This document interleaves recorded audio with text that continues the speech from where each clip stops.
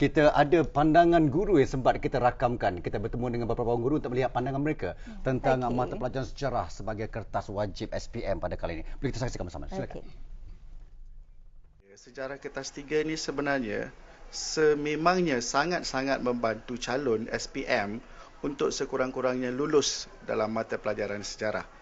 Sebenarnya sekiranya calon-calon mahir dan tahu teknik menjawab soalan, saya yakin dan percaya calon-calon kita akan lulus dan mendapat markah penuh 100%. Secara umumnya, kertas 3 ini banyak membantu pelajar, khasnya untuk pelajar yang nak skor dan juga pelajar yang nak lulus lah. Macam dulu, kita cuma macam satu kelas nak dapat 100% lulus pun susah. Jadi sekarang, bagi tahun 2013, kami dapati sudah ada 3 kelas yang 100% lulus. Dengan kelas keempat biasanya peratusnya dalam 60 macam tu kan. Jadi sekarang ni sudah capai 88%.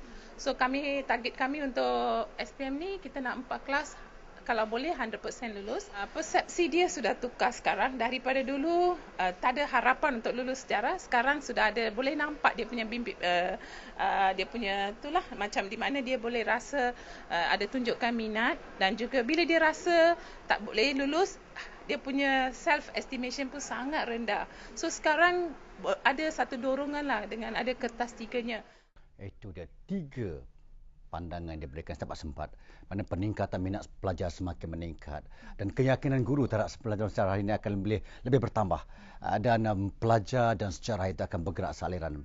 Dengan kata lain, pelajar dan sejarah akan lagi mesra selepas ini. Itu merupakan harapan guru-guru kita di luar sana sebenarnya. Lembaga peperiksaan melihat senario ini. Bagaimana agaknya? Adakah momentum ini mampu kita pupuk sampai bila-bila atau bagaimana agaknya?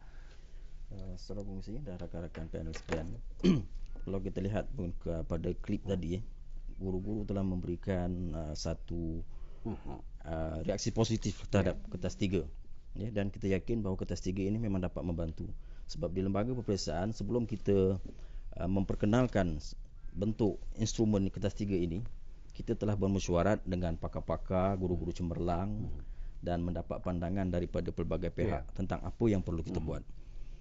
Pada mulanya kita merasakan bahawa sebelum kita pergi kepada idea kertas 3 ini, kita ingin memperkenalkan kerja kursus seperti mana kita laksanakan di peringkat menengah rendah di tingkatan 3.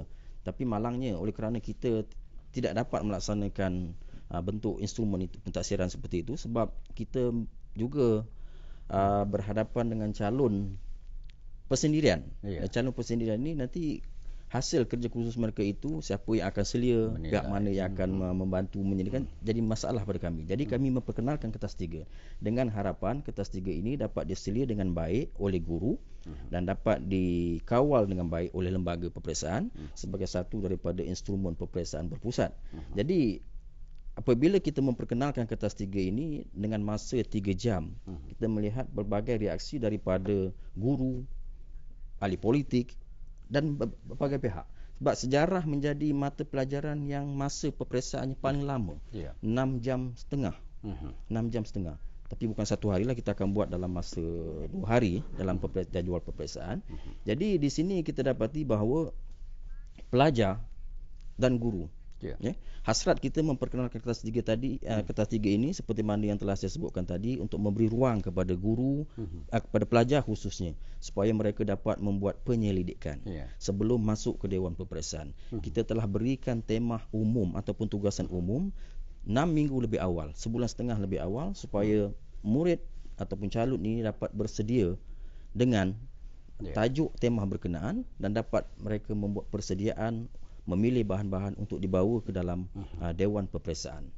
Ini yang lembaga cuba untuk memberikan ruang kepada murid-murid, khususnya bagi calon-calon SPM, supaya mereka nampak mata pelajaran sejarah ini bukan lagi mata pelajaran yang membebankan mereka. Di awal usia 16-17 tahun, pelajar kita didedahkan dengan proses di mana mereka dibenarkan membawa buku open book text, dengan kata lain.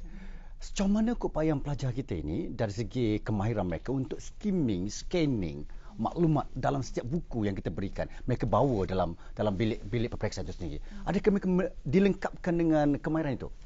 Cikgu Mahsar ya. Kita telah pun memulakan latihan tersebut daripada tahun 2012.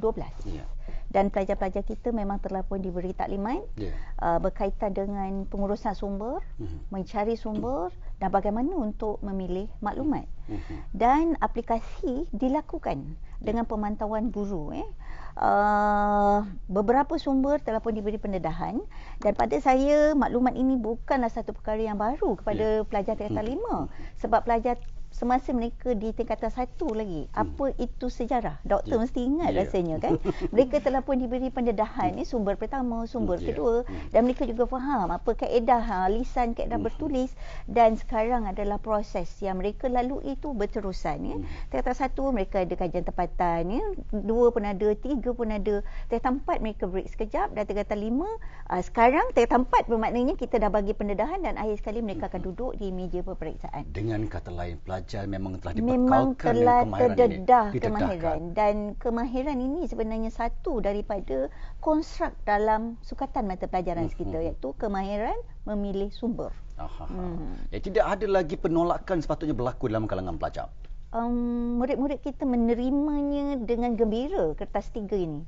Sebab di sini mereka melihat kertas 3 ini adalah satu mekanisme baru pentaksiran. Sebelum itu jumpa kitab objektif saja, diikuti dengan struktur dan juga isi, tapi first time lah mereka tak ada mata pelajaran lain yang open book. Jadi open book ni seperti satu perkataan yang hebat kepada mereka. Ya, dan mereka juga membuka, bersyukur. Saya rasa mereka sangat bersyukur untuk berhadapan dengan November ni. Jangan terkejut kalau ramai bawa troli nanti dengan buku dan periksan. Itu akan berlaku dalam dewan peperiksaan. Tidak. Ada ruang untuk itu kan? Tidak. Sebenarnya doktor kita terdapat memberi mereka pendedahan bahan mana yang perlu dibawa masuk, bahan mana macam scanning, screening, semua yang kita telah beri pendedahan kepada mereka. Misalnya satu daripada yang kita meminta persiapan, murid-murid kita perlu membawa file misalnya ke dalam portfolio mereka sendiri. Portfolio yang telah pun diwujudkan hasil daripada kajian dan penyelidikan yang mereka buat berdasarkan kepada tema umum yang telah diberi 6 minggu sebagaimana Cik Maksum maklumkan tadi. Jadi berdasarkan daripada tema umum tersebut, pelajar-pelajar kita diberi taklimat, dan daripada situ mereka akan membuat penyelidikan, mengumpul bahan, menyusun bahan dan menyimpan bahan. Dan mereka juga pada masa ini cubalah dibayangkan, tak pernah dalam sejarah hidup mereka membawa masuk akhbar, membawa masuk bukan membawa masuk, maksudnya membaca akhbar untuk masuk. Kalau sekadar bawa masuk, siapa boleh bawa masuk. Bertimbun-timbun sahabat nanti kan. Betul, tapi mereka akan hanya membawa yang keperluan saja. Buku teks pun pada saya kalau mereka tak bawa semua tak apa. Mereka boleh buat salinan dan memasukkan ke dalam file dan susun mengikut nombor-nombor soalan yang mereka mungkin ramalkan. Kita akan berdepan dengan golongan pelajar di alam cyber. Kalau mereka katakan kami tak perlu bawa buku, kami akan bawa satu note yang semuanya ada di dalam itu. Adakah dibenarkan kalau note itu bersambung dengan internet dan sebagainya? Dari segi keesahan menjawab soalan itu, bagaimana kerja panel kita? Saya nak tunjuk pada siapa? Saya bukan pada 3 panel. Ini sebenarnya maklumat yang sangat jelas daripada tahun 2012 lagi. Guru-guru dan murid-murid telah pun diperingatkan alat peranti. Jadi maknanya iPad ke, telefon ke, termasuk komputer riba tidak akan dibawa masuk ke dalam dewan peperiksaan. Dan ini selain daripada ketulinan yang dimaksudkan oleh doktor tadi, kita juga perlu mewujudkan satu kesamaan. Maknanya satu Malaysia sebenarnya bukan semuanya mampu untuk bawa alat-alat peranti tersebut. Jadi dalam konteks Malaysia, satu Malaysia, kebersamaan dan perasaan yang sama ni, saya rasa ini adalah satu cadangan yang sangat sihat. Sebab sepanjang forum kita berlangsung pada hari ini bicara sejarah kita ni, mungkin ada luar sana, tak ada masalah. Saya akan bawa notebook saya yang bapa bagi hadiah tu, saya masukkan semua dalam tu dengan internetnya sekali, sambil-sambil Google tanya ayah kat rumah. Betul. Itu mungkin antara pendekatan dan fikir. Tak boleh. Kita jelaskan itu tak dibenarkan. Mungkin lembaga ada. Lembaga di sini. Silakan. Itu dia berkaitan dengan kertas 3 ni, banyak bahan yang pelajar boleh bawa. Dan antara isu persoalan yang ditimbulkan oleh guru-guru, mereka sering bertanya, bahan begini boleh ke dibawa masuk. Kita telah pun mengeluarkan satu surat siaran kepada sekolah-sekolah dan juga kepada Jabatan Pelajaran Jabatan Pendidikan Negeri tentang pengendalian peperiksaan kertas 3 ini. Kita benarkan pelajar-pelajar membawa buku teks, buku ilmiah, bahan bercetak, bertulis tangan. Bahan bercetak itu sama ada diambil daripada internet, dia print out, kemudian ataupun dia tulis tangan, ataupun nota yang dibuat sendiri bersama-sama dengan guru ke, ataupun buku nota dia, sama ada dia nak photostat, dia bawa buku nota tu ke dalam Dewan Peperiksaan. Yang kita tak benarkan hanyalah alat-alat elektronik seperti komputer riba, handphone, yang itu kita tak benarkan. Jadi bahan-bahan ini walau bagaimanapun kita walaupun kita berikan kebenaran untuk membawa masuk bahan-bahan bercetak, tapi bahan bercetak itu mestilah yang bersesuaian dengan tajuk dengan umum apa yang kita bincangkan. Kalau tajuk umum itu berkaitan dengan sekarang ini, saya boleh sebutlah tajuk ni kan. Kita dah pun upload dalam laman web. Ini nak maklumkan tajuk SPM ini atau bagaimana? Bukan sebab kita dah uploadkan dalam laman web. Tapi bukan soalan ya. Bukan soalan. Dia untuk tugasan umum ni kita dah uploadkan pun dalam internet, dalam web Lembaga Peperiksaan pada 25 September yang lepas, dan telah pun saya rasanya dimuat turun oleh guru-guru di sekolah, iaitu berkaitan dengan hubungan serantau Malaysia, hubungan serantau negara kita, dan pelajar kena pilih bahan yang sesuai berkaitan dengan hubungan serantau. Jadi dia kena pilih dalam tempoh masa 6 minggu itu, tugas mereka memilih bahan-bahan yang sesuai. Jangan nanti dalam Dewan Peperiksaan dia bawa masuk majalah mangga yang tak ada kandungan ni, memang tak bersesuaian, ataupun anjung seri. Itu nak hilangkan stres. Nak hilangkan, walau apa alasan pun bahan-bahan yang tak ada kaitan memang kita tak benarkan. Tak dibenarkan. Kita tak libatkan kepada pengawal-pengawal. Kita kena jelaskan sekali lagi kepada penonton kita luar sana, adik-adik kita khususnya, 25 September telah dimuat naik ke laman web Kementerian, iaitu tajuk-tajuk yang akan ada kaitan dengan peperiksaan tajuk umum tadi. Tajuk umum berkaitan dengan hubungan serantau. Jadi jangan jadikan ini sebagai akan dibuat kemudian tidak. Terus bergerak sekarang. Peperiksaan sudah berada di tak sampai berbulan lagi ya kan. Jadi kena bergerak dari sekarang, dan kita harapkan sungguh maklumat ini dapat dikongsikan dan mereka dapat laksanakan tugasan mereka. Kita bercakap tentang ini pandangan kita penerimaan pelajar. Tapi kita belum mendengar lagi apa sebenarnya yang pelajar ingin katakan berkaitan dengan kertas 3 itu sendiri. Mungkin kita boleh dengarkannya pandangan mereka. Kita sempat merakamkan beberapa temu bual kami bersama dengan pelajar. Silakan. Kertas 3 ni memang bantu pelajar. Dari segi macam open book text memang bantu pelajar. Mudah faham dan boleh dapat markah dengan confident. Saya rasa kertas 3 ni bagus untuk pelajar murid-murid sekarang ni, kerana dia membantu meningkatkan prestasi yang mereka ada sekarang. Kalau kertas 3 kita dapat tahu lagi senang lah dapat jawab. Esei dia boleh kita ulang kaji, statement lagi awal. Dia sangat membantu untuk menaikkan markah kita.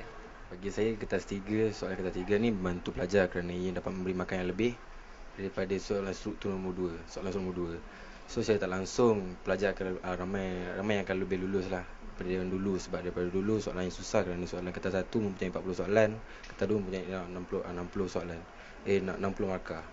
So dari situ macam pelajar akan target susah untuk lulus. So, dengan adanya kertas 3 ni pelajar akan lebih confident dan akan lebih cepat lulus. Tentang kertas 3 sejarah dapat membantu markah untuk kertas 2 dengan kertas 1. Banyak membantu sebab dia menyumbangkan 20% dalam markah dalam kertas tu, dalam sejarah, mata pelajar sejarah. So macam pelajar yang lemah tu dia boleh lulus lah, sekurang-kurangnya boleh lulus. Itu dia. Keceriaan tergambar di wajah pelajar kita. Tak pernah bercakap pasal sejarah dengan wajah berseri gembira sebegini sekali. Seakan-akan kertas 3 ini penyelamat bagi mereka. Doktor minat sejarah. Saya memang daripada dulu hingga sekarang sejarah itu merupakan antara bacaan penting. Tak kenal sejarah, tak kenal diri kita. Cik Maksum tanya saya ni mungkin ada sesuatu nak menyelit di sini agaknya ni. Tak ada apa. Takkan